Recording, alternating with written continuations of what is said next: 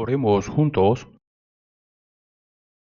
Nuestro Padre Dios Santo y misericordioso que nos amas, en este mundo lleno de pecado, donde no conocíamos la verdadera felicidad ni esperanza, siguiendo solo las vanidades de este mundo, merecíamos ser juzgados y destruidos delante de ti, pero cuando no te conocíamos, tú nos amaste primero. Para salvarnos enviaste a tu Hijo unigénito Jesús, quien recibió en nuestro lugar la maldición y el juicio que merecíamos, muriendo en la cruz, derramando su preciosa sangre para perdonar eternamente nuestros pecados y librarnos del juicio y la maldición, salvándonos sin mérito alguno. Por esta gracia tan grande y asombrosa, ofrecemos sincera gratitud y gloria a ti. Nuestro Padre, Dios, en este momento te damos gracias por permitirnos a nosotros que hemos sido redimidos por la preciosa sangre de Jesús, reunirnos delante de ti para alabar tu gran amor y gracia, aprender tu palabra y tener comunión dentro de la comunidad santa que está contigo. Creemos que también en esta hora estás presente en medio de nosotros. Te pedimos que mires a cada uno de nosotros y nos sostengas aún más con tu mano misericordiosa. Sabemos que este mundo está cada vez más lleno de pecado y que está muy cerca el día en que tu ira y tu juicio vendrán sobre esta tierra en estos últimos tiempos. Somos tan débiles que muchas veces no andamos conforme a tu voluntad, sino que seguimos los pensamientos de nuestra carne. Señor, sosténnos aún más con tu palabra, tu gracia y el poder del Espíritu Santo. Renuévanos y perfecciónanos cada día, para que podamos vivir como tus hijos sin vergüenza, y que podamos vivir el resto de nuestra vida únicamente para tu voluntad y tu gloria. Señor, gobierna y dirige toda nuestra vida. Te pedimos que estés con nuestras muchas iglesias alrededor del mundo y con todos los hermanos y hermanas que, aun en medio de las dificultades, guardan la fe y predican el Evangelio. Llénalos con tu palabra, sabiduría y el poder del Espíritu Santo, para que en estos últimos tiempos testifiquen con más valentía tu Evangelio, y así puedan guiar a muchas almas perdidas hacia ti, y que se cumpla poderosamente tu gran obra de salvación. Señor, que nos das la palabra necesaria en este momento oportuno y nos enseñas el camino que debemos seguir, también en esta hora te pedimos que nos gobiernes y nos guíes para que podamos discernir la palabra que deseas revelarnos y tu santa voluntad, y así vivamos únicamente para tu gloria dentro de tu santa voluntad. En el nombre de nuestro Señor Jesucristo hemos orado. Amén. Busquemos juntos la palabra en Lucas capítulo 12.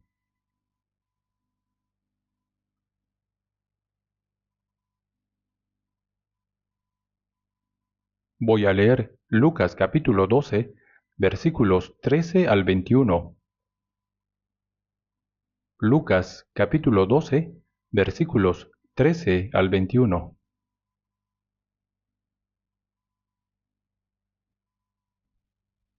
Le dijo uno de la multitud: Maestro, di a mi hermano que parta conmigo la herencia. Mas él le dijo: Hombre, ¿quién me ha puesto sobre vosotros como juez o partidor? Y les dijo: Mirad y guardaos de toda avaricia, porque la vida del hombre no consiste en la abundancia de los bienes que posee. También les refirió una parábola diciendo: La heredad de un hombre rico había producido mucho, y él pensaba dentro de sí diciendo: ¿Qué haré porque no tengo dónde guardar mis frutos? Y dijo: Esto haré: derribaré mis graneros y los edificaré mayores, y allí guardaré todos mis frutos y mis bienes. Y diré a mi alma: Alma, muchos bienes tienes guardado para muchos años. Repósate, come, bebe, regocíjate. Pero Dios le dijo: Necio, esta noche vienen a pedirte tu alma, y lo que has provisto, ¿de quién será? Así es el que hace para sí tesoro, y no es rico para con Dios.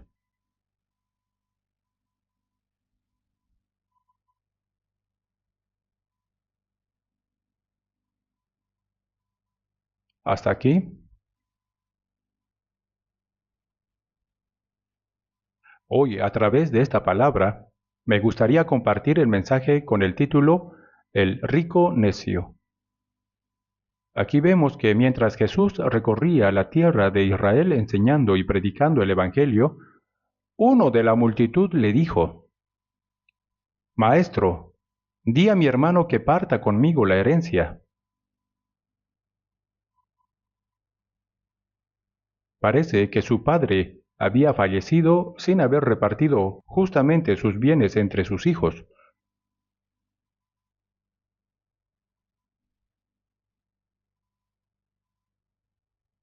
Por eso surgió una disputa entre los hermanos por la herencia. Por más que hablaban, el hermano mayor, aparentemente más codicioso, quería quedarse con la mayor parte, y el hermano menor trataba de reclamar lo que le correspondía. Ninguno de los dos estaba dispuesto a ceder. Entonces, en medio de esa pelea, trajeron el asunto delante de Jesús. Maestro, di a mi hermano que parta conmigo la herencia.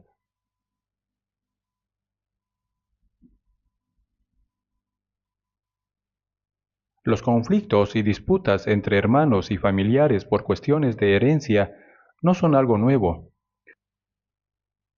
Sucedían en aquel tiempo y siguen ocurriendo hoy en día.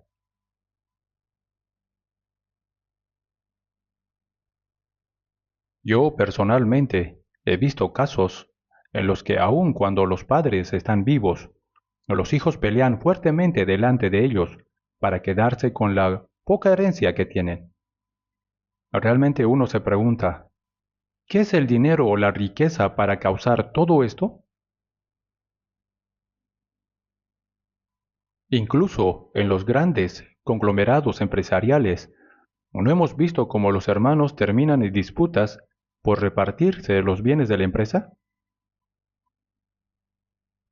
Por ese tipo de problemas, los hermanos se convierten en enemigos e incluso amigos dejan de hablarse. Todo por causa del dinero, ¿verdad? Uno de los 12 discípulos de Jesús, Judas Iscariote, quien estuvo con Jesús durante 3 años y medio, amaba el dinero. Finalmente, traicionó a su maestro y lo vendió por 30 piezas de plata.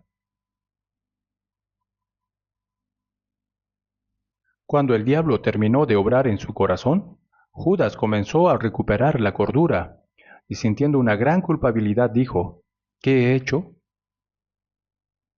Lleno de remordimiento devolvió las 30 piezas de plata y dijo, yo he pecado, entregando sangre inocente. Mas ellos dijeron, ¿qué nos importa a nosotros? Allá tú. Y no aceptaron el dinero. Entonces Judas arrojó las piezas de plata en el templo. Debido al gran remordimiento de conciencia, salió y se ahorcó como está registrado en la Biblia. En realidad, Judas no fue quien vendió a Jesús. Jesús no puede ser entregado por alguien como Judas. Judas vendió su alma por 30 piezas de plata.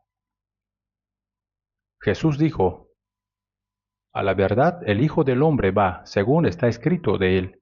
El Señor iba a morir y resucitar conforme a lo que estaba escrito, y como se menciona en la Biblia, regresaría al Padre. Sin embargo, Jesús añadió, mas ay de aquel hombre, por quien el Hijo del Hombre es entregado, bueno le fuera a ese hombre no haber nacido. Si no hubiera nacido, no iría al infierno. Pero, ¿será que alguien como Judas es el único? No, hay muchos. Incluso hoy en día, en este mundo, muchos se dejan llevar por cosas vanas y se enfocan solo en cómo ganar mucho dinero. Cuando sus propios métodos no funcionan, recurren a cualquier medio, incluso engañando o estafando para intentar vivir bien. Creo que ese es el corazón de muchas personas. Y es así como por el amor al dinero terminan vendiendo su alma.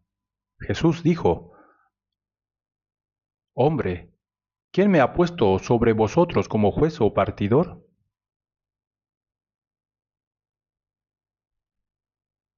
Si pensamos rápidamente, podríamos suponer que, dado que siempre hay disputas por el tema de la herencia, Jesús, siendo justo, podría haber preguntado, ¿cuánto había exactamente?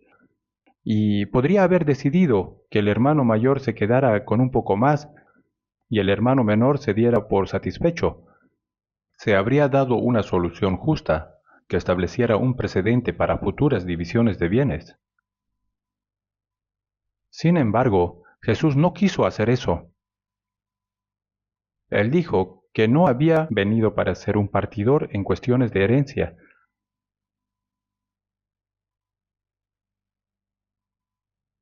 Jesús no vino para satisfacer la codicia humana, ni para, como algunos dicen, quitarles a los ricos y repartir entre los pobres, haciendo un movimiento socialista, estableciendo un orden económico o resolviendo problemas carnales. Tampoco vino para resolver los problemas de los pobres o de los oprimidos. No solo estas dos personas, sino también todos los que estaban presentes allí tenían codicia en su corazón. Por eso Jesús, mirando a la multitud que lo rodeaba, dijo: Mirad y guardaos de toda avaricia, porque la vida del hombre no consiste en la abundancia de los bienes que posee. En todos los corazones de las personas hay avaricia. Mirad y guardaos de toda avaricia, porque la vida del hombre, es decir, el propósito de la vida del hombre, no consiste en la abundancia de los bienes que posee.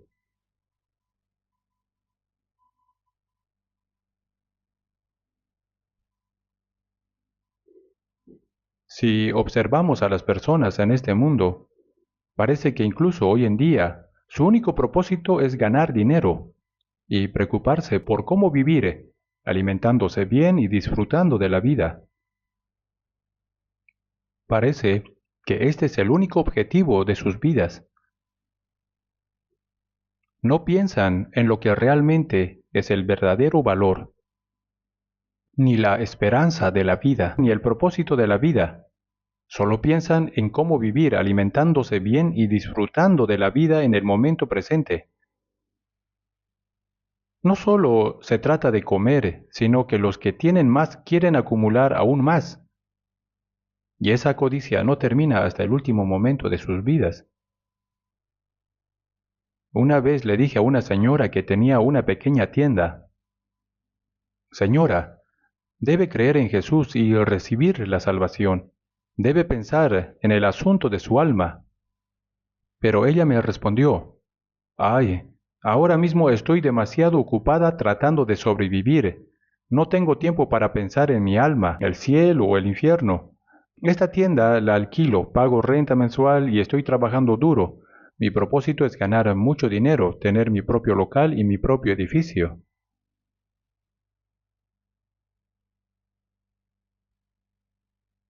Los pobres también tienen sus propios deseos. ¿Cómo querer vivir mejor?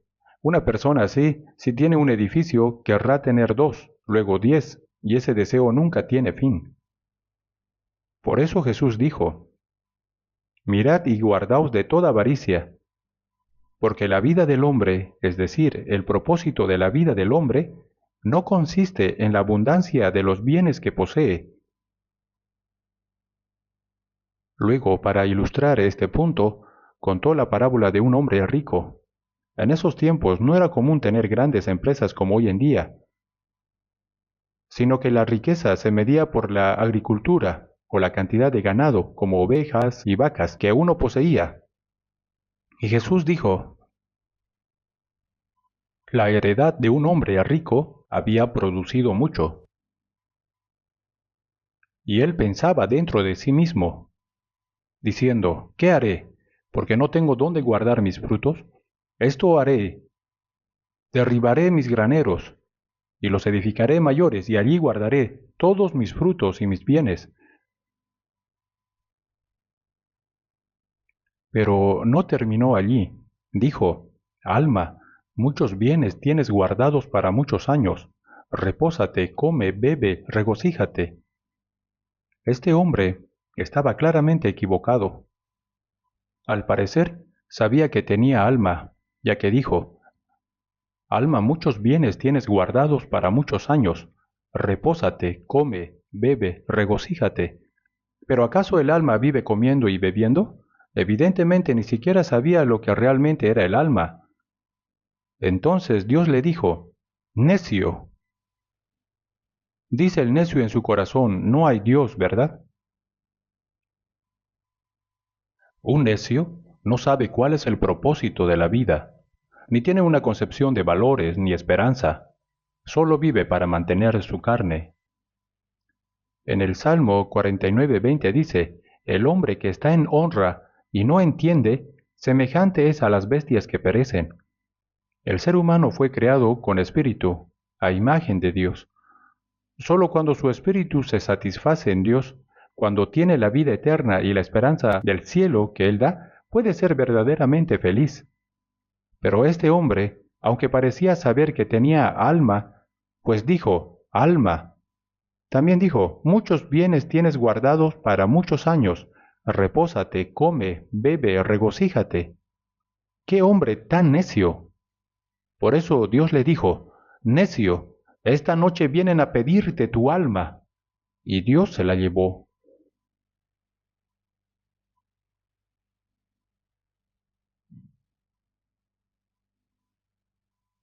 En Eclesiastés 12:7 dice, y el polvo vuelva a la tierra como era, y el espíritu vuelva a Dios que lo dio. El cuerpo fue hecho del polvo, por eso vivimos alimentándonos de lo que proviene de la tierra, y cuando morimos el cuerpo vuelve al polvo, pero el espíritu, que fue creado a imagen de Dios, debe volver a Dios como está escrito. Por eso, antes de morir debemos buscar a Dios y establecer una relación correcta con Él, como objetivo. En Eclesiastés capítulo 3 está escrito, ¿quién sabe que el espíritu de los hijos de los hombres sube arriba y que el espíritu del animal desciende abajo a la tierra? Como el alma del ser humano es espíritu, cuando el cuerpo muere, su espíritu sube a Dios. Por eso en Job capítulo 19, versículo 26 dice, y después de deshecha esta mi piel, en mi carne de ver a Dios. Cuando una persona muere, su cuerpo vuelve al polvo. Como el espíritu ya no puede permanecer en el cuerpo, sale fuera de la carne y debe encontrarse con Dios. Incluso aquellos que dicen que Dios no existe también deben encontrarse con Él. La tarea más importante que una persona debe cumplir en esta vida es conocer a Dios y establecer una relación correcta con Él. En Amós 4:12 está escrito, prepárate para venir al encuentro de tu Dios. Prepararse para encontrarse con Dios es la tarea más importante que uno debe cumplir mientras vive en este mundo. Pero este rico necio parecía no conocer a Dios, ni tampoco comprendía qué es el alma. Solo decía, come, bebe y regocíjate. Sin embargo, Dios le dijo, necio, esta noche vienen a pedirte tu alma. Como el alma la dio Dios, también Él la lleva. En Proverbios capítulo 27:1 dice, no te jactes del día de mañana porque no sabes qué dará de sí el día. Las personas solo piensan en cómo vivir mejor más adelante, pero está escrito, no sabes qué dará de sí el día. En Santiago capítulo 4 también se habla de cómo las personas hacen planes para un año y proyectan su futuro. Sin embargo, en Santiago 4:14 dice, ¿qué es vuestra vida? Ciertamente es neblina que se aparece por un poco de tiempo y luego se desvanece.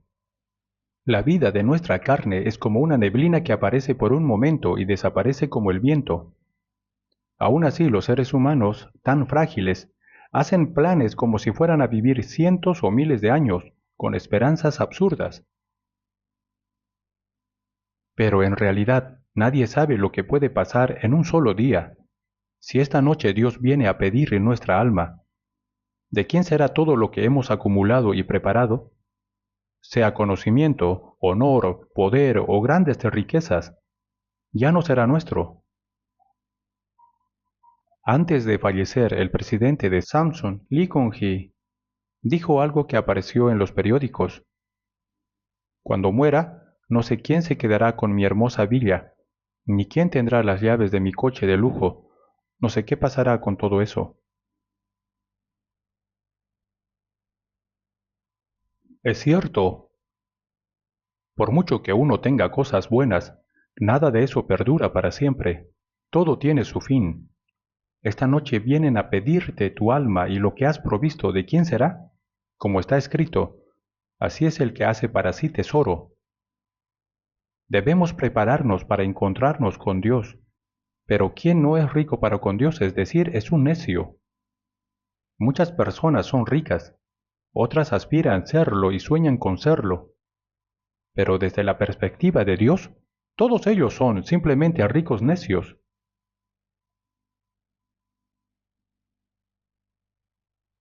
Por eso hoy reflexionaremos juntos sobre el rico necio, ya que, si no tenemos cuidado, cualquiera de nosotros podría convertirse en uno. Guardaos de toda avaricia. Tanto pobres como ricos, si tienen codicia, nunca encontrarán verdadera satisfacción. Al contrario, siempre habrá conflictos, conflictos consigo mismo, con la familia y con muchas personas a su alrededor. Por eso en Santiago 1:15 dice, entonces la concupiscencia después que ha concedido da a luz el pecado, y el pecado, siendo consumado, da a luz la muerte. Lo saben bien, ¿verdad? La concupiscencia cuando concibe y crece poco a poco lleva al pecado y termina engañando incluso a la propia conciencia. El pecado siendo consumado da a luz la muerte, y el resultado es la muerte. No solo la muerte carnal, sino también la segunda muerte más allá de esta vida, el lago de fuego. Y si vemos en Primera de Timoteo 6, 7 al 10, porque nada hemos traído a este mundo, y sin duda nada podremos sacar. Es cierto, venimos con las manos vacías, y nos iremos con las manos vacías. Como dice el dicho, se nace y se muere con las manos vacías. Por eso no debemos codiciar cosas innecesarias. Así que teniendo sustento y abrigo, estemos contentos con esto. Si tenemos que comer o con qué vestirnos, debemos considerarnos satisfechos. A veces durante el seminario de la Biblia menciono la historia de Steve Jobs. Él fue una persona que sin duda tuvo un éxito tremendo, desarrolló el iPhone de Apple, ¿verdad? Sin embargo, fue alguien que recibió una especie de sentencia de muerte cuando le diagnosticaron cáncer de páncreas. En el discurso que dio en la ceremonia de graduación de la Universidad de Stanford, después de una cirugía mayor por ese cáncer, dijo algo muy significativo al darse cuenta de que la muerte podía estar cerca. Recordar que voy a morir pronto es la herramienta más importante que he encontrado para ayudarme a tomar las grandes decisiones en la vida. Fue una frase llena de significado. Y antes de morir, en la unidad de cuidados intensivos, Steve Jobs dijo algo muy impactante. He conseguido riqueza y vivía esforzándome únicamente por obtener dinero. Pero ahora me doy cuenta de que fui un necio. Realmente viví como un tonto. Si buscan en la página Naver, encontrarán estas palabras exactamente como las estoy diciendo. También están registradas sus últimas palabras. Dijo que antes de morir llegó a comprender algo. Hay algo mucho más importante que acumular riquezas. ¿Qué será eso? Aunque no lo expresó con exactitud, entendió que hay algo mucho más valioso que ganar dinero. Eso es lo que uno debe resolver, el problema del alma.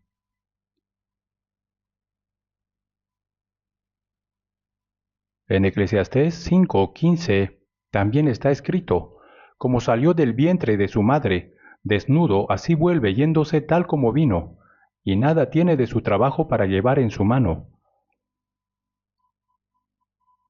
Esto también es en vano. Así es, todos vinimos a este mundo desnudos. Una vez un adulto dijo, antes los bebés nacían trayendo algo para comer, pero ahora ya no traen nada. Pero, ¿quién nace trayendo algo? Nadie. En nuestro país también ha habido personas que, con las manos vacías, llegaron a convertirse en presidentes de grandes empresas, pero no pudieron disfrutar de esa vida por mucho tiempo. Todos partieron con un gran vacío en el corazón. Incluso los ricos en Estados Unidos, al enfrentar la muerte, dicen siempre lo mismo: nothing, nada, no queda nada. Durante su vida lucharon por todos los medios posibles para ganar dinero, pero cuando la muerte llega, se preguntan, ¿y esto qué es? No hay nada. Y el hijo de David, Salomón, llegó a ser el gran rey de Israel. Gobernó sobre los vastos territorios de su padre que había conquistado. Salomón fue alguien que disfrutó plenamente de la riqueza, el honor y la gloria. Además escribió Proverbios, Eclesiastés y Cantar de los Cantares, por supuesto bajo la inspiración del Espíritu Santo. Por eso en Eclesiastés 1:1 está escrito, palabras del predicador hijo de David, rey en Jerusalén. No dice Salomón, sino el predicador, el evangelista. Dios le concedió a Salomón toda la riqueza y gloria. Le dio en abundancia todo lo que la gente de este mundo desea obtener.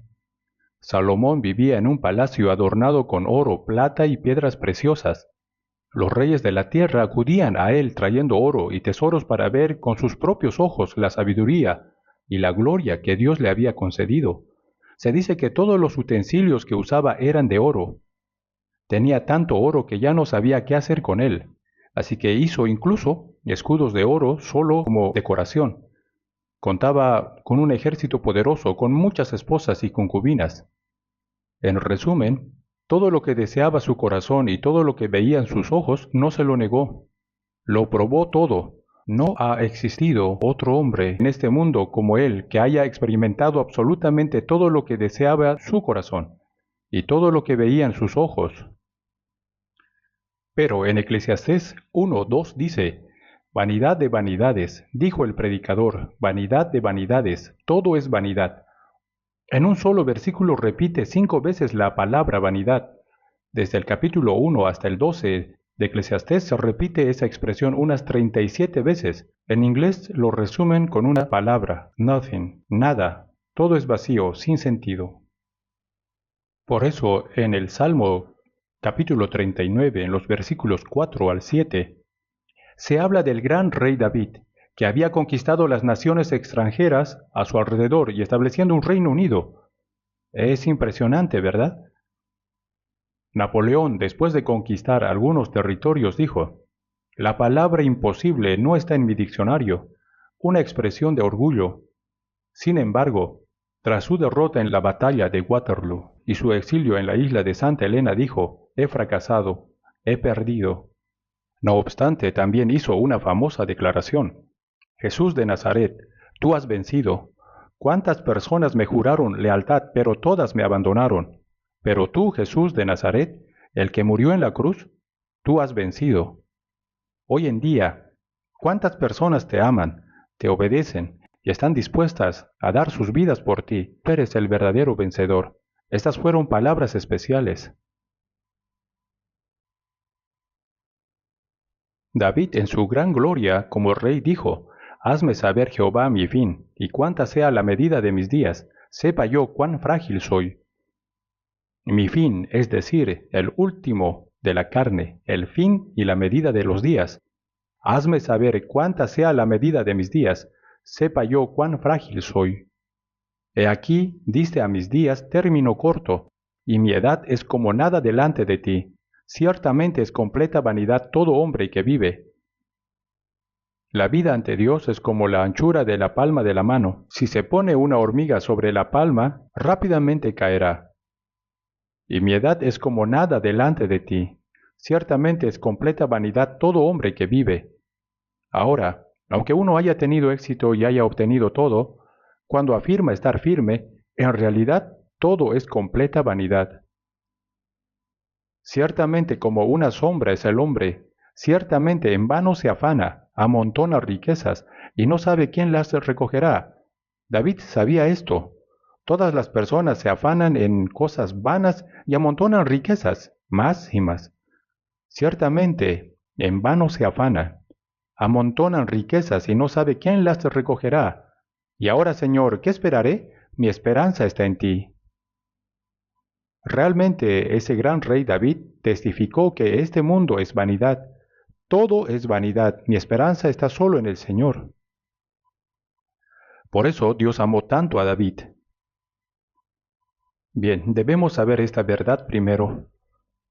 Vamos a abrir brevemente el libro de Eclesiastés. Como solo estoy mencionando la Biblia todo el tiempo, veamos Eclesiastés capítulo 9, versículo 3. ¿Lo tenemos? Leamos juntos. Este mal hay entre todo lo que se hace debajo del sol, que un mismo suceso acontece a todos, y también que el corazón de los hijos de los hombres está lleno de mal y de insensatez en su corazón durante su vida, y después de esto se van a los muertos. Este mal hay entre todo lo que se hace debajo del sol, que un mismo suceso acontece a todos, y también que el corazón de los hijos de los hombres está lleno de mal y de insensatez en su corazón durante su vida. El corazón de los hijos de los hombres está lleno de mal en su vida, codicia. La codicia es maldad, ¿verdad? Aunque no trajimos nada con nosotros, vivimos como si fuéramos a estar aquí para siempre, cuando en realidad deberíamos estar preparados para partir en cualquier momento. Está lleno de mal y de insensatez en su corazón durante su vida. ¿No es esta palabra muy realista? Algunas personas están locas por el sexo opuesto. De verdad, hay quienes están completamente fuera de sí. Algunos actores, actrices, especialmente las mujeres, parecen enloquecer, aunque no tiene sentido enloquecer así. Y también hay hombres que se vuelven locos. Hay quienes pierden la cabeza, cegados por el deseo de la fama. No están en su sano juicio, están locos. También los que hacen negocios, si lo hicieran de manera justa y se sintieran satisfechos con eso, estaría bien, pero no tienen fin, no importa qué medios usen. Los deseos del mundo hacen que uno viva con un corazón enloquecido toda su vida y al final vuelve a los muertos.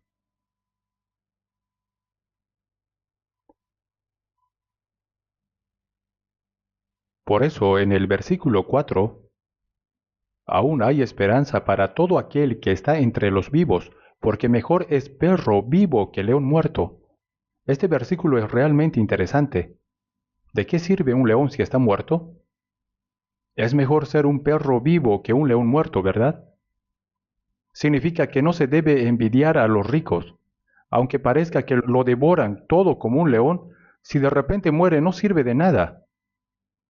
Aún hay esperanza para todo aquel que está entre los vivos. Cuando uno recibe la salvación, se distingue entre los que están vivos espiritualmente y los muertos. Si uno recibe la salvación, está vivo espiritualmente. Al ser salvo, pasa a ser partícipe entre los vivos, entre los que tienen vida eterna. Hay esperanza para todo aquel que está entre los vivos. Hay una esperanza eterna. Por eso de verdad pienso que la gente de este mundo no está en su sano juicio. Proverbios capítulo 23 está justo antes de Eclesiastés. Proverbios capítulo 23 versículos 4 y 5. Capítulo 23 versículos 4 y 5. Leamos juntos. No te afanes por hacerte rico, sé prudente y desiste. ¿Has de poner tus ojos en las riquezas siendo ningunas? Porque se harán alas como alas de águila y volarán al cielo. No te afanes por hacerte rico, sé prudente y desiste. Aunque uno tenga codicia, debe controlarse. Si una persona adquiere riquezas mediante su talento, su esfuerzo y su sacrificio, tiene cosas importantes que hacer con ellas, ¿verdad? Especialmente los cristianos. Se puede usar para salvar almas que van camino al infierno o para ayudar a hermanos y hermanas pobres. Si se utiliza para algo verdaderamente útil e importante, sería mucho mejor, ¿no es así? No se trata de decir que no hay que ganar dinero. Hay muchas cosas que hacer si se obtiene dinero justamente, trabajando con esfuerzo y dedicación. Por eso en Efesios dice, el que hurtaba, no hurte más, sino trabaje, haciendo con sus manos lo que es bueno, para que tenga que compartir con el que padece necesidad. Es cierto, ¿verdad? Si uno trabaja con sus propias manos y puede ayudar al necesitado, eso sí que tiene valor. Pero dice, sé prudente y desiste. Uno debe ejercitar el autocontrol, pero hay quienes maquinan en su mente cómo hacer dinero. Por eso dice, ¿has de poner tus ojos en las riquezas siendo ningunas?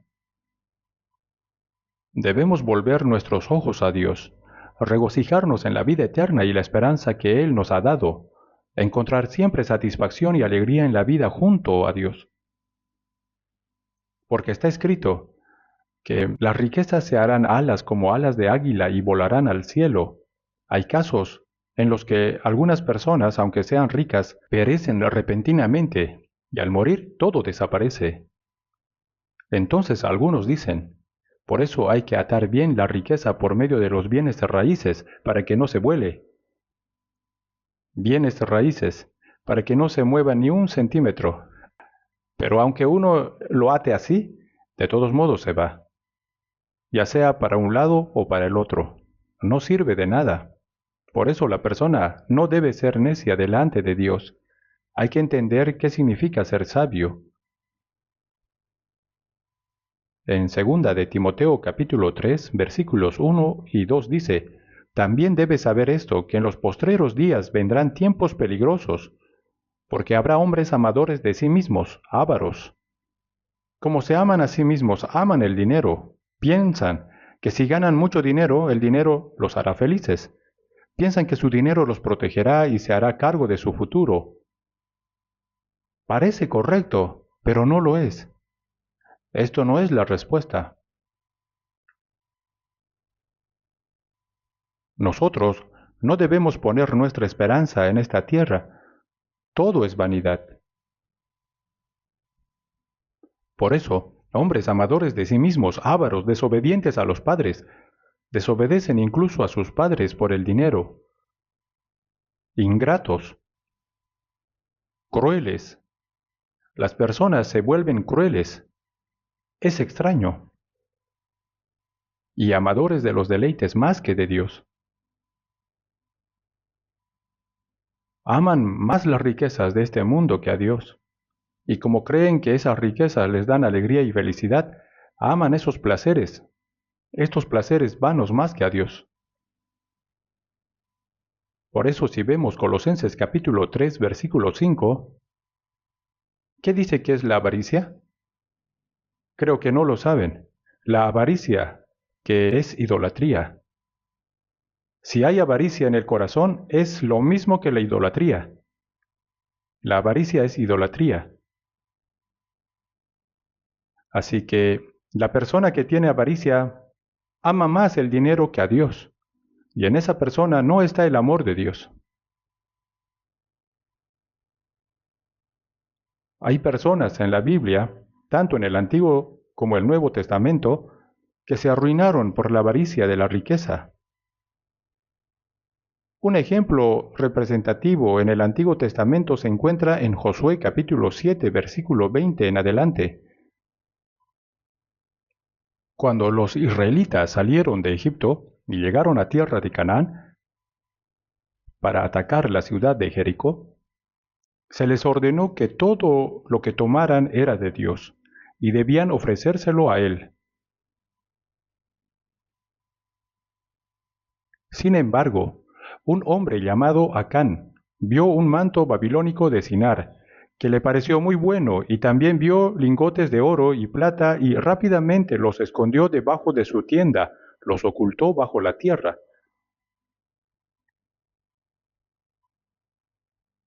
Después de que Israel venció la gran ciudad de Jericó, fue a conquistar la pequeña ciudad de Ahí, que tenía pocos habitantes y era débil.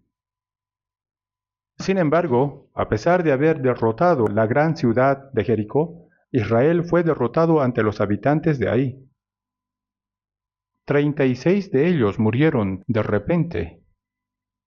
Entonces, al ver que habían sido derrotados por los pueblos extranjeros, Los israelitas temieron que todas las naciones circundantes los atacaran y los destruyeran. Por eso clamaron a Dios diciendo, Señor, ¿qué ha pasado? Y Dios respondió, y también han tomado del anatema, y hasta han hurtado, han mentido, y aún lo han guardado entre sus enseres. En primer lugar, la conquista de la ciudad de Jericó fue posible gracias al poder de Dios, por lo que todo lo que se tomó allí era de Dios. Eran objetos ofrecidos, por eso se declaró que alguien había robado lo que había sido ofrecido. Acán, sin embargo, fingió no saber nada. Dios había dicho que los objetos ofrecidos eran malditos. Anatema hay en medio de ti, Israel. No podrás hacer frente a tus enemigos hasta que hayáis quitado el anatema de en medio de vosotros. Esto fue un gran problema. Así que Josué dijo, confiesen, ¿quién lo hizo? Pero nadie decía nada. No teniendo otra opción, se sorteó, y Acán fue descubierto. Josué le preguntó, ¿qué hiciste? Y entonces confesó, pues vi entre los despojos un manto babilónico muy bueno, y 200 siclos de plata, y un lingote de oro, de peso de 50 siclos, lo cual codicié y tomé, y he aquí que está escondido bajo tierra en medio de mi tienda, y el dinero debajo de ello. Todos fueron a ver, y efectivamente los había escondido. Entonces Josué dijo, ¿por qué nos has turbado? Túrbete Jehová en este día. Y luego su esposa, hijo, ganado, todo lo que él había escondido, lo enterraron en un hoyo, y los apedrearon hasta matarlos. Fue muy aterrador. Esto está escrito en Josué capítulo 7, versículo 20 en adelante. Pueden leerlo más tarde.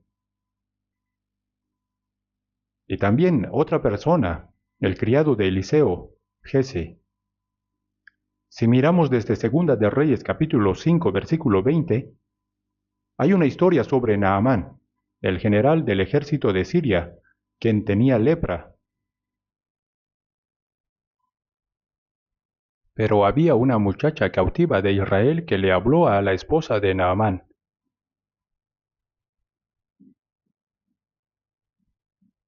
Si rogase mi señor al profeta que está en Samaria, él lo sanaría de su lepra. Bueno, en una situación tan desesperada, no podía ignorar las palabras de la niña. Sabía que en Israel había un profeta, así que Naamán, acompañado de sus siervos y con regalos preparados, fue a ver a Eliseo. Naamán, siendo general del ejército de Siria, tenía gran poder. Sin embargo, al escuchar que el general del ejército había llegado, Eliseo no salió a verlo, sino que envió a su criado con el mensaje: Ve y lávate 7 veces en el Jordán, y tu carne se te restaurará y serás limpio. Entonces Naamán se enojó y dijo: He aquí, yo decía para mí, saldrá luego, y estando en pie invocará el nombre de Jehová su Dios, y alzará su mano y tocará el lugar y sanará la lepra. Ni siquiera salió a verlo, lo que hizo fue decirle: Ve y lávate en el río Jordán. Abana y Farfar, ríos de Damasco, ¿no son mejores que todas las aguas de Israel? Si me lavare en ellos, ¿no seré también limpio? En otras palabras, ¿acaso vengo aquí porque no hay ríos mejores que este? ¿Por qué desprecia a nuestro ejército de Siria? Estaba tan enojado que pensó en regresar y destruir Israel. Iba a regresar, pero si hubiera regresado habría sido un gran error. Pero sus criados le dijeron: Padre mío, si el profeta te mandara alguna gran cosa, ¿no la harías? ¿Cuánto más diciéndote, lávate y serás limpio? Es decir, ¿por qué no pruebas lo que te dice? Es solo sumergirse 7 veces en el Jordán. ¿Acaso es tan difícil? Naamán se quedó convencido y dijo: Bueno, tiene razón. Entonces decidió intentarlo, pensando que no tenía nada que perder. Se sumergió una vez y nada cambió. Se sumergió de nuevo, y la lepra parecía incluso más hinchada y fea. Cuando Naamán estaba a punto de rendirse, sus criados dijeron: Una vez más, solo una vez más, 7 veces. Y Naamán dijo: Está bien, Y entonces descendió y se zambulló 7 veces en el Jordán conforme a la palabra del varón de Dios. Y su carne se volvió como la carne de un niño y quedó limpio. Entonces Naamán fue a ver a Eliseo y le dijo: Gracias, porque tú has sanado mi lepra. Luego ofreció los regalos que había traído, diciendo: Te ruego que recibas algún presente de tu siervo. Pero Eliseo no aceptó nada en absoluto. Vive Jehová, en cuya presencia estoy, que no lo aceptaré. Entonces Naamán le dijo: Te ruego, pues, que de esta tierra se dé a tu siervo la carga de un par de mulas, porque de aquí en adelante tu siervo no sacrificará holocausto ni ofrecerá sacrificio a otros dioses, sino a Jehová. Eliseo le dijo que lo hiciera, pero sabía que aunque la lepra de este hombre había sido sanado, no podría servir a Dios porque vivía en un país idólatra. Y cuando regresaba el criado de Eliseo, Giezi pensó: Vaya, qué lástima, debería haber aceptado ese regalo. Hubiera sido bueno si me lo hubiera dado a mí. Pero Eliseo lo dejó ir. Entonces, sin que Eliseo lo supiera, lo siguió, caminó un buen trecho, y cuando alcanzó a Naamán, le dijo: Mi señor me envía a decirte: He aquí vinieron a mí en esta hora del monte de Efraín 2 jóvenes de los hijos de los profetas. Te ruego que les des un talento de plata y 2 vestidos nuevos. De esta manera Giezi consiguió lo que quería. Lo puso todo a cuestas a 2 de sus criados, para que lo llevaran con los animales, y lo guardó en su casa. Eliseo lo sabía todo. ¿De dónde vienes, Giezi? Y él dijo: Tu siervo no ha ido a ninguna parte. Es tiempo de tomar plata y de tomar vestidos, olivares, viñas, ovejas, bueyes, siervos y siervas. Por tanto, la lepra de Naamán se te pegará a ti y a tu descendencia para siempre. Y así la lepra de Naamán se le pegó a Giezi, y salió delante de él leproso, blanco como la nieve. Por lo tanto, las personas que fueron maldecidas por la codicia incluyen a Acán y a Giezi. En el Nuevo Testamento también están Ananías y Zafira. En el libro de los Hechos, los primeros cristianos vendían sus tierras, casas y propiedades y ponían todo a los pies de los apóstoles. El primero en hacerlo fue Bernabé. ¿Por qué? Porque los santos de la iglesia primitiva, al comprender profundamente el amor de Dios, estaban tan agradecidos que podían ofrecerlo todo, incluso sus vidas. Además, Jesús dijo: Pero cuando viereis a Jerusalén rodeada de ejércitos, sabed que su destrucción ha llegado. Jesús dijo que Jerusalén pronto sería destruida. El ejército romano sería enviado contra los judíos que mataron a Jesús, y el día de la destrucción de Jerusalén sería también el día de la caída de Israel. Por lo tanto, en Jerusalén no había ninguna esperanza. Jesús dijo: Cuando viereis a Jerusalén rodeada de ejércitos, sabed que su destrucción ha llegado.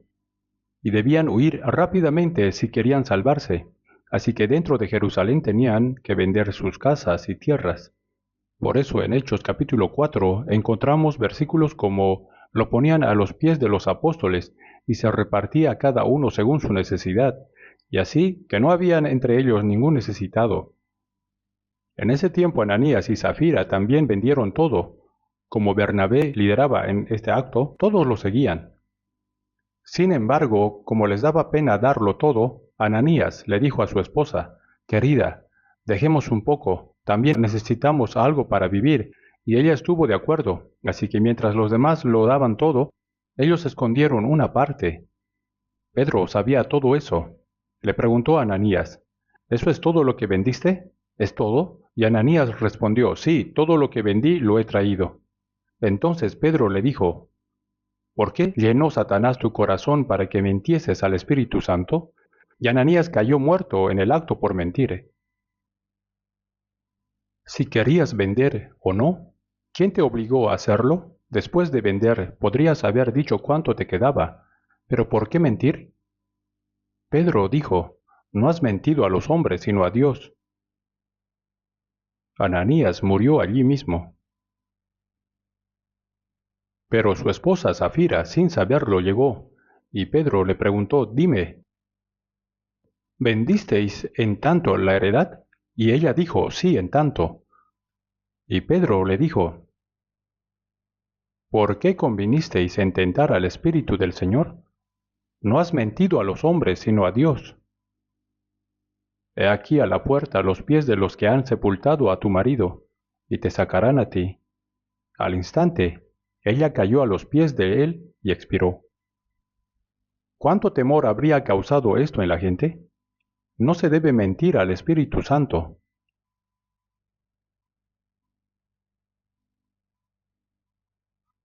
No se trata de cuánto se dio, sino de que mentir al Espíritu Santo es el problema más grande.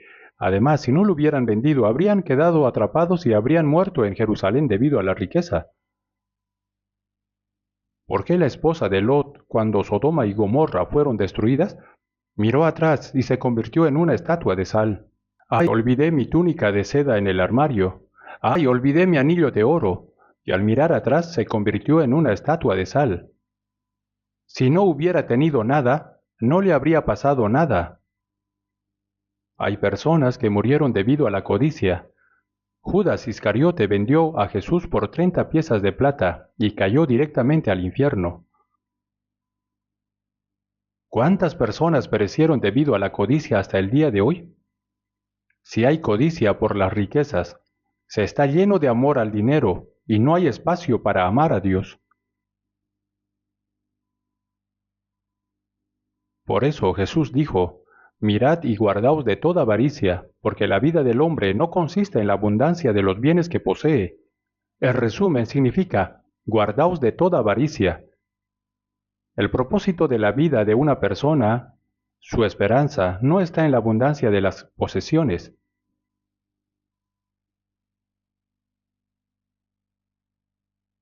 La felicidad y el propósito de la vida en este mundo no están en la abundancia de las riquezas, como el Señor enfatizó claramente.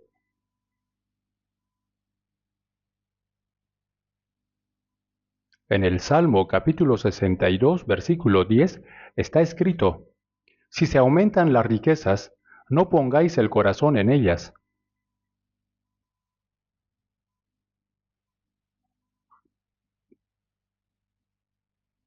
En el Salmos 62:10, en este versículo, se menciona que las riquezas pueden aumentar, pero no debemos dejar que nuestro corazón sea cautivado por ello. Significa que no hay necesidad de preocuparse demasiado si aumentan o disminuyen. En Primera de Timoteo capítulo 6 versículo 17 también dice, «Ni pongan la esperanza en las riquezas, las cuales son inciertas». El dinero puede estar presente y luego desaparecer, y a veces puede estar ausente. Dios hace que las personas sean ricas y a veces las hace pobres. Debemos vivir según lo que Dios nos da, según su voluntad. Ni pongan la esperanza en las riquezas, las cuales son inciertas. En Eclesiastés capítulo 5 versículo 10 dice, «El que ama el dinero no se saciará de dinero, y el que ama el mucho tener no sacará fruto». Pero, ¿cómo llama la gente a los ricos? A esa persona le dicen que vive bien. A los ricos los consideran personas que viven bien, personas excelentes. Y a los pobres personas que viven mal, personas fracasadas. Pero, ¿está bien juzgar la dignidad de una persona basándose en el dinero?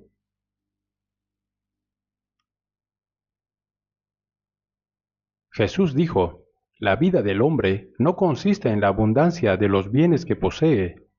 El verdadero valor de una persona está en tener un propósito de vida claro, tener esperanza y vivir correctamente según la palabra de Dios.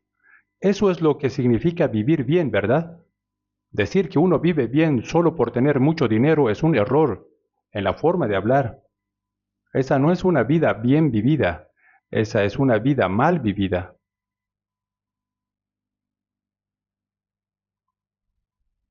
El dinero se debe ganar con diligencia, mediante la sabiduría, el esfuerzo y el trabajo arduo. Porque nosotros los cristianos tenemos muchas razones para usar ese dinero.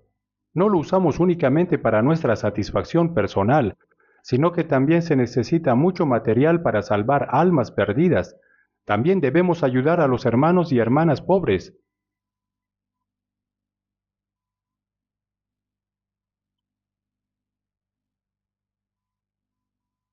Cuando las personas se dejan llevar por las riquezas, su alma muere. Así como una rana muere si cae en un pozo de excremento, una persona muere si cae en un pozo de dinero. El dinero debe ser ganado por mí, y yo debo poder usarlo con libertad. No debemos aferrarnos a él, ¿entienden? Cuando una persona cae en un pozo de dinero, muere. En Eclesiastés capítulo 5, versículo 13 dice, hay un mal doloroso que he visto debajo del sol, las riquezas guardadas por sus dueños para su mal. Dice que hay riquezas guardadas para el propio mal. Esto quiere decir que cuando uno no las guarda bien, pueden volverse perjudiciales para uno mismo. Les contaré algo que escuché. Había una persona que el mismo día que recibió su título de doctorado, iba a heredar una gran herencia de sus padres. Y además ese mismo día tenía previsto casarse con una mujer hermosa. Todo estaba prometido. Pero ¿qué ocurrió? Al salir con su título de doctorado, fue atropellado por un taxi que pasaba y murió. Es una historia que escuché. Entonces, ¿de qué sirve el doctorado? ¿De qué sirven tantas riquezas? Iba a vivir una vida feliz como un sueño junto a esa mujer hermosa, pero todo se rompió. No sé si lo recuerdan, pero hace algunos años en un avión de Corea tuvo un accidente en Guam. Es algo curioso. Yo también he ido a Guam varias veces, y los aviones siempre llegan muy tarde en la noche. Parece que así están asignados los horarios de aterrizaje. Pero en este caso, el piloto cometió un error al aterrizar. El avión se estrelló contra una montaña. Murieron todos. Más tarde se descubrió que entre los pasajeros había muchas parejas de recién casados y turistas, pero también estaba una familia entera que murió en el accidente. Según la noticia, era una familia que había vivido muchos años en Estados Unidos, trabajando y esforzándose mucho para ganar dinero. Finalmente dijeron, ya no más sufrimiento, regresemos a nuestra patria, a Corea, y vivamos tranquilos disfrutando en familia, viajando por el extranjero.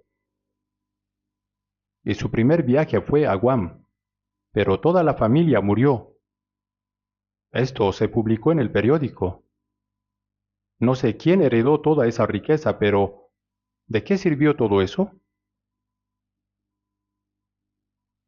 Por eso, no te jactes del día de mañana, porque no sabes qué dará de sí el día. Uno es libre de hacer planes, pero no hay garantía de que podrá vivir felizmente según sus propios pensamientos. En Juan capítulo 6, versículo 27, Jesús dijo, trabajad no por la comida que perece, sino por la comida que a vida eterna permanece, la cual el Hijo del Hombre os dará. Dice que la salvación que recibimos por la fe es la comida que lleva a la vida eterna.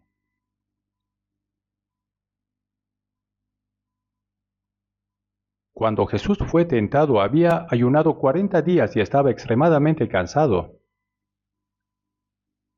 No sé realmente cómo pudo sobrevivir después de haber ayunado 40 días. Entonces el diablo apareció, el tentador. Si eres hijo de Dios, ¿qué es eso de sí? Él trataba de sembrar dudas sobre si Jesús realmente era el Hijo de Dios. ¿Por qué si eres hijo de Dios tienes tanta hambre? Si eres hijo de Dios, di que estas piedras se conviertan en pan. Si conviertes las piedras en pan, entonces podrás comer. ¿Y qué respondió Jesús? Dijo, ¿me había olvidado de eso? O dijo, oh claro, puedo hacerlo. Haré pan de las piedras.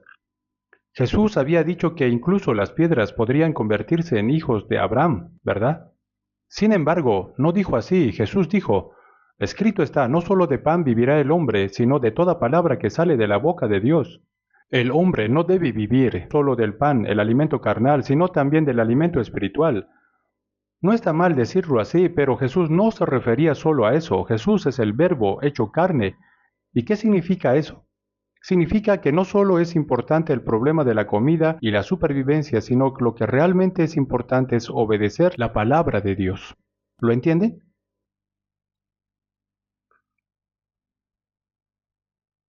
En Juan capítulo 4, cuando Jesús pasó por Samaria, estaba extremadamente cansado, sediento y hambriento. Los discípulos fueron al pueblo a comprar algo de comida y volvieron con ella. Ellos dijeron, Rabí, come. Y Jesús les respondió, Yo tengo una comida que comer que vosotros no sabéis. Entonces los discípulos decían unos a otros, ¿le habrá traído alguien de comer? En realidad, no. Jesús no había comido nada. Cuando le pidió agua a la mujer samaritana, ella olvidó darle agua y fue corriendo a la ciudad de Samaria. Jesús dijo, Yo tengo una comida que comer que vosotros no sabéis. Mi comida es que haga la voluntad del que me envió y acabe su obra. La comida de Jesús era hacer la voluntad de su Padre, que lo envió a acabar su obra. Hermanos, el objetivo no es solo conocer mucho de la Biblia, sino que al conocerla también debemos guardarla. Guardar esa palabra es el verdadero alimento.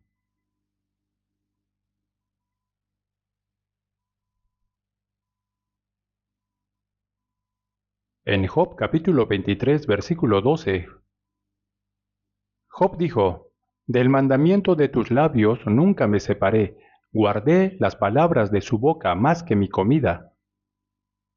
Job también dijo que obedecer la palabra de Dios es más importante que la comida, que el alimento carnal. Debemos vivir obedeciendo la palabra de Dios. Aprender mucho es importante, pero solo aprender y conocer no es el alimento. Debemos guardarlo. Guardar la palabra es el verdadero alimento. Jesús llamó necio al hombre rico que había acumulado grandes riquezas. Hoy en día, no construimos grandes graneros para acumular, almacenar lo que se cosecha, sino que hay personas que logran hacerse ricas con negocios, inversiones en acciones o en bienes raíces. Pasan su vida acumulando riquezas y dicen, ahora puedo vivir bien. Este rico también dijo, repósate, come, bebe, regocíjate. Pero, ¿qué reposo tiene una persona si ha acumulado tantas riquezas? No hay reposo. El reposo carnal es importante, pero lo más importante es el reposo del corazón, es decir, el reposo del alma. Es más importante resolver los problemas del alma que los problemas carnales.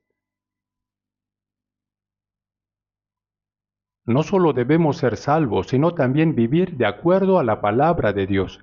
Y eso es lo que trae el verdadero reposo a nuestra alma.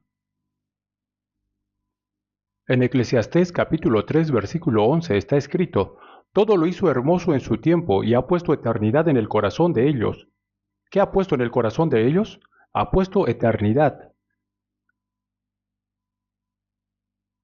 Dios no solo dio al ser humano un alma, sino que también puso en ella un deseo por la eternidad. La carne busca satisfacer sus necesidades a través de lo que ve los ojos, lo que es realista, materialista, carnal. Sin embargo, el alma no se satisface con esas cosas. La verdadera alegría se encuentra en obedecer la palabra de Dios y en la esperanza eterna. Es en la gracia de Dios donde encontramos el verdadero reposo. Por eso aquellos que intentan encontrar el reposo de su alma en las riquezas de este mundo son llamados necios. El espíritu que fue creado a la imagen de Dios se satisface con Dios mismo, con la vida eterna y la gloriosa esperanza. Por eso en Juan capítulo 5 versículo 24 Jesús dijo, de cierto os digo, el que oye mi palabra y cree al que me envió tiene la vida eterna y no vendrá a condenación, mas ha pasado de muerte a vida. Al ser salvos, ya no seremos juzgados, hemos cambiado de un tren que iba hacia la muerte a otro que va hacia el cielo.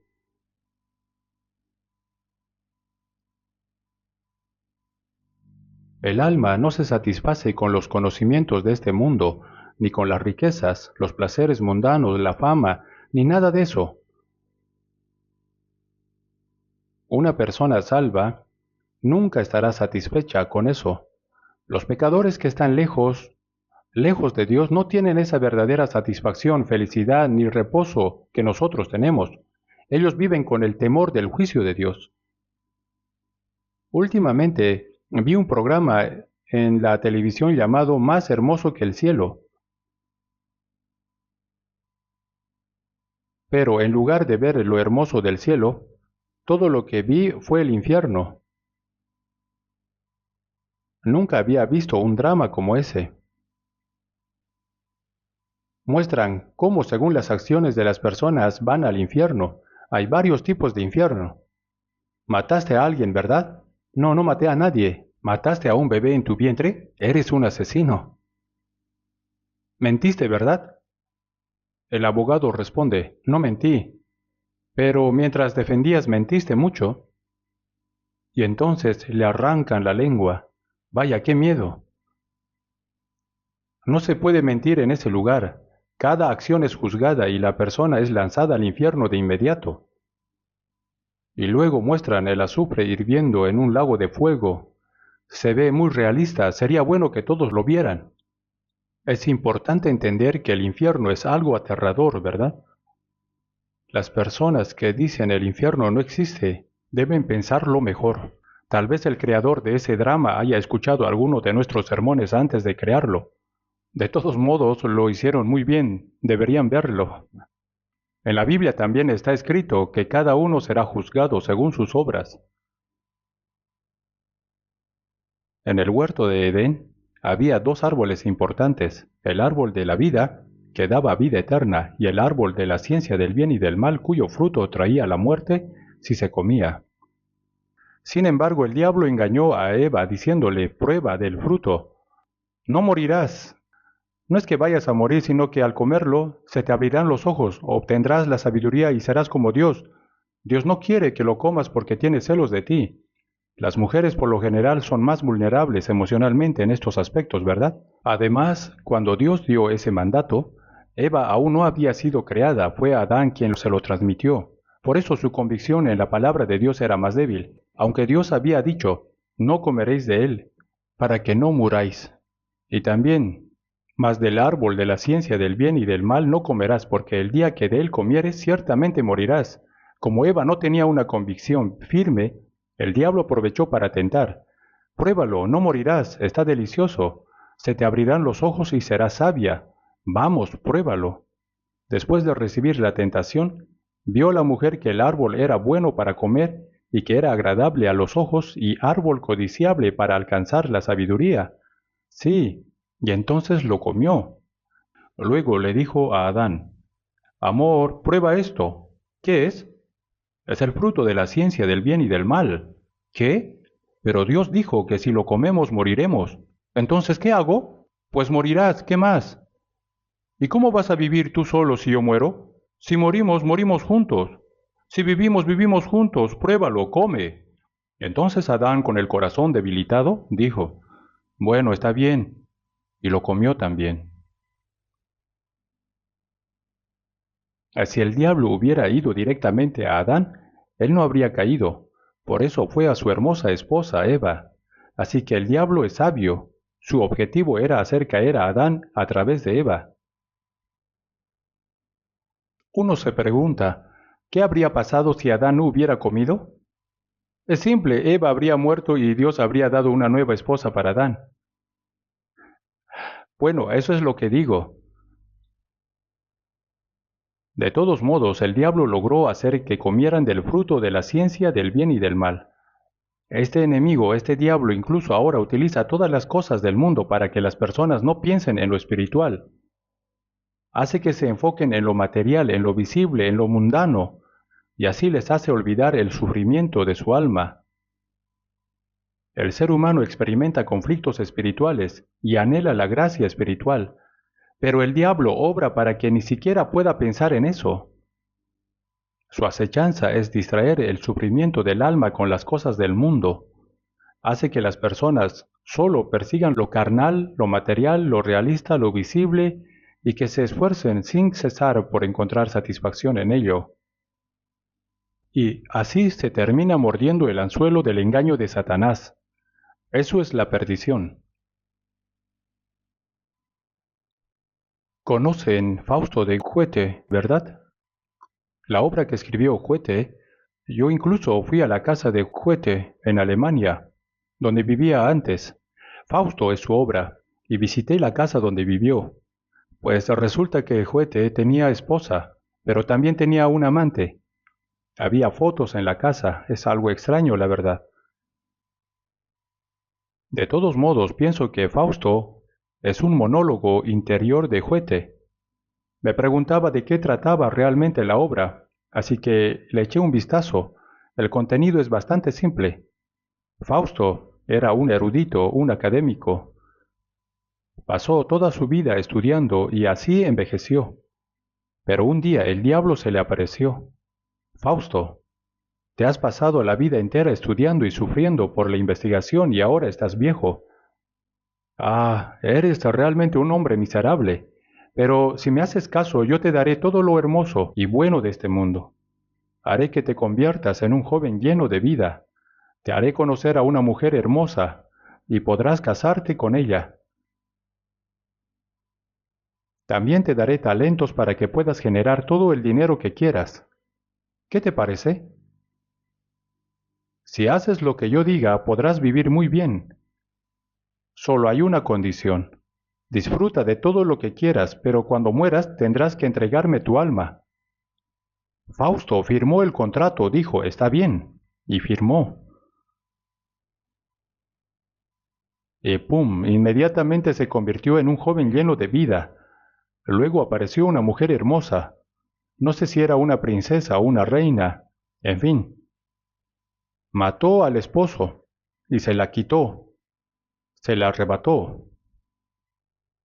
Además, Fausto adquirió un talento para crear dinero y tesoros y comenzó a ganar muchas riquezas. Vivía con todo el esplendor, todo lo que el diablo le prometió, se lo dio, con la única condición de llevarse su alma al morir. Y lo que pasa después es un secreto. Les recomiendo que lean Fausto de Goethe. Es interesante, aunque el contenido es un poco difícil. El diablo hoy en día sigue haciendo lo mismo. Te daré todo lo que hay en este mundo, solo haz lo que yo diga. Al morir solo tienes que entregarme tu alma, porque el objetivo del diablo es justamente arrebatar el alma. Por eso, en Proverbios capítulo 23 se menciona que las riquezas de este mundo son un banquete que el diablo ha preparado. Un banquete, ¿lo sabían? Por eso, en cuanto al hombre orgulloso está escrito, no codicies sus manjares delicados porque es pan engañoso. Los que se dejan engañar por eso pierden su alma para siempre, eternamente a causa de las acechanzas del diablo. Por eso en Salmos capítulo 49, versículo 6 al 8 dice, los que confían en sus bienes y de la muchedumbre de sus riquezas se jactan, ninguno de ellos podrá en manera alguna redimir al hermano, ni dar a Dios su rescate, porque la redención de su vida es de gran precio y no se logrará jamás. Es decir, quienes confían en las riquezas del mundo y se jactan de tales cosas jamás podrán redimir ni siquiera a su propio hermano, porque la salvación del Espíritu es demasiado preciosa. En Job capítulo 21, versículo del 7 al 13 encontramos, ¿por qué viven los impíos y se envejecen y aún crecen en riquezas? ¿Por qué prosperan los impíos? Sí, hay muchos casos en que los impíos prosperan en este mundo, incluso disfrutan de los beneficios, porque no tienen congojas por su muerte, pues su vigor está entero, pero pasan sus días en prosperidad y en paz descienden al Seol. Esto significa que si mueren, de repente van directamente al infierno. En Proverbios capítulo 21, versículo 4 menciona, altivez de ojos y orgullo de corazón y pensamiento de impíos son pecado. Es decir, cuando los impíos prosperan deberían ser destruidos, pero su prosperidad en realidad es pecado. En Eclesiastés capítulo 7, versículo 1 al 4 encontramos, el corazón de los sabios está en la casa del luto, mas el corazón de los insensatos en la casa en que hay alegría. El necio que pasa su tiempo en banquetes comiendo, bebiendo y cantando, no entiende la miseria de su alma, no reflexiona sobre la muerte. ¿Por qué el corazón del sabio está en la casa de luto? Cuando uno va a una casa de luto, los familiares están llorando pensando en la persona que ha muerto. El salvo, al entrar a una casa de luto, reflexiona sobre la muerte, y una persona no salva puede darse cuenta de que algún día morirá, y al pensar en la muerte surge en su corazón el deseo de que su alma también sea salvada. En cuanto a los reyes, presidentes, multimillonarios o aquellos que tienen honor y poder en este mundo, todo eso es inútil. Cuando Dios los llama, deben dejar todo atrás. Muchas personas famosas ya han partido, y cuando mueren, no deberíamos pensar solo en que han muerto, sino en a dónde han ido. La muerte no es lo que importa, lo importante es lo que viene después. Al hablar tanto, ya ha pasado mucho tiempo, así que creo que debo parar. Hay mucho más que quiero compartir, ¿verdad? Algunas personas dirán, ¿por qué está hablando tanto? Así que voy a detenerme. Bien, no seamos como el rico necio, ¿entendieron? No significa que no debemos ganar dinero, sino que debemos ganarlo de manera justa, con esfuerzo. Como cristianos tenemos mucho por hacer, por eso debemos trabajar con diligencia y honestidad, viviendo para la gloria de Dios. Vamos a orar. Padre Dios misericordioso, gracias por habernos distinguido de entre tantas personas en este mundo, para concedernos la salvación. Gracias por darnos la vida eterna y la gloria esperanza de entrar en el reino de los cielos. Ahora que hemos recibido la vida eterna y la esperanza, te pedimos que mientras vivamos en esta tierra, no permitas que nuestro corazón sea nuevamente cautivado por las vanidades del mundo, y que no vivamos según los deseos de la carne. Ayúdanos a vivir únicamente para tu voluntad y tu gloria. Guíanos para que cuando pronto regrese el Señor Jesús y nos presentemos ante ti, podamos estar sin reprensión ni vergüenza delante de tu gloria. En el nombre de nuestro Señor Jesús hemos orado. Amén.